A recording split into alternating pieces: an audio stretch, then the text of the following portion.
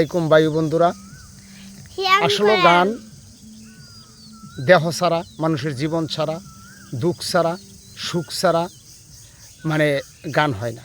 এক একজনা গানের ব্যাপারে এক এক কথা বলে, এটা যার যার স্বার্থ উদ্ধার করার জন্য।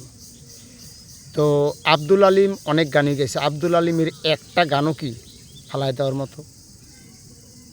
আব্বাসুদ্দিন গান গাইছে, ফালাইতে পারবেন?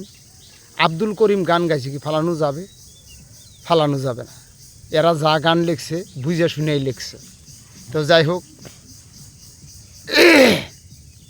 একটু গানের মুখ দেই, যদি ভালো লাগে। ভাই, সত্য কথায় রাজি হবেন, বিশ্বাস না করলে মানুষকে যাচাই বাছাই করবেন।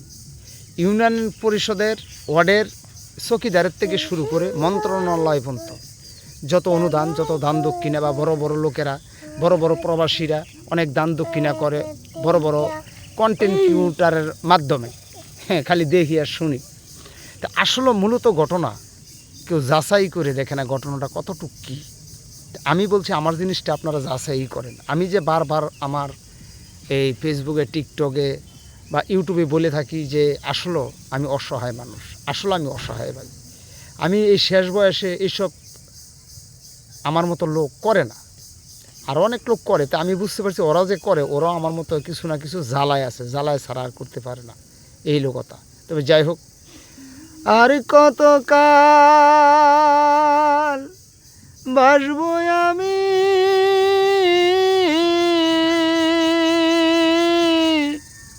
দুঃখের শাড়ি গাইয়া,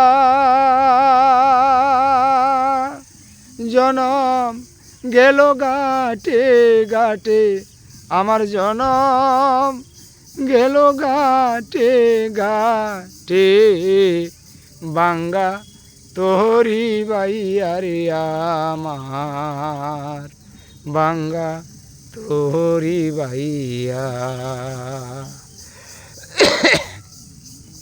আর কতকাল বাড়বো আমি দুঃখের শাড়ি গাইয়া, জনম গেল ঘাটে ঘাটে, আমার জনম গেল ঘাটে ঘাটে, বাঙ্গা তোরি ভাইয়া রে আমার, বাঙ্গা তোরি ভাইয়া।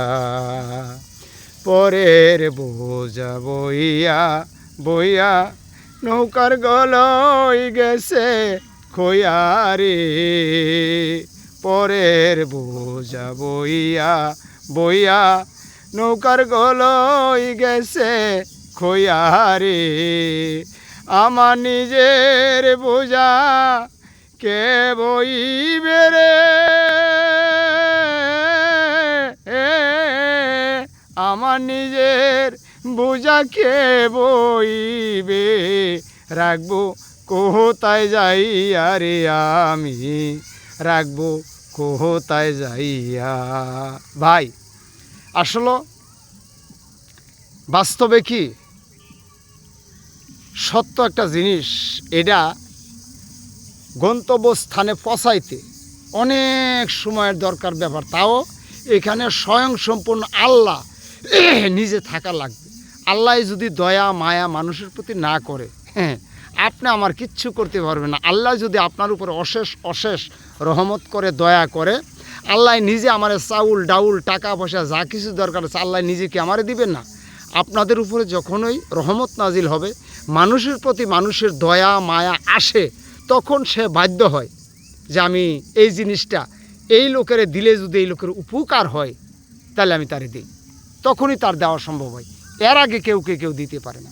আমি যেখানে বসে ভিডিও করতেছি, বলেন, বিশ্বাস করেন, এ এলাকায় এমন একজন দানবীর, বিশেষ করে কয়েক জেলার ভিতরে সে নাম করা, সে হলো আলহাজ আব্দুল কাদির মোল্লা।